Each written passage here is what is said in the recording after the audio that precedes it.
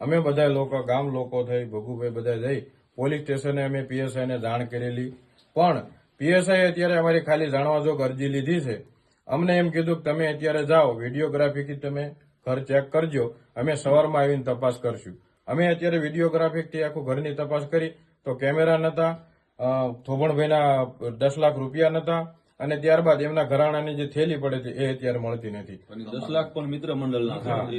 એટલે આપણું કહેવાનું એક જ છે કે સવારમાં પોલીસ આવી અને અહીંયાથી યોગ્ય તપાસ કરે, અને જે થોભણભાઈના 10 લાખ રૂપિયા ગયા છે અને જે ઘરાણું ગયું છે એ પોલીસ તપાસ કરી, અને અમારો આક્ષેપ પોલીસ પર જ છે, પોલીસ જ ઘૂસી અને આ લઈ ગયા છે.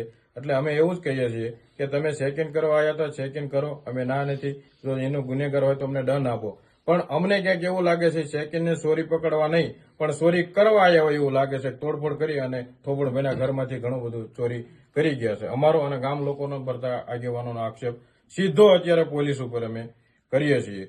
અમને આ કાલ પોલીસ તપાસ કરી અને યોગ્ય નિર્ણય નહીં આપે તો અમે આના માટે હાઈકોર્ટ સુધી જઈ અને અમે અરજી કરી અને ન્યાયતંત્ર પાસે આનો ન્યાય માગશું. અમે આની સિવાય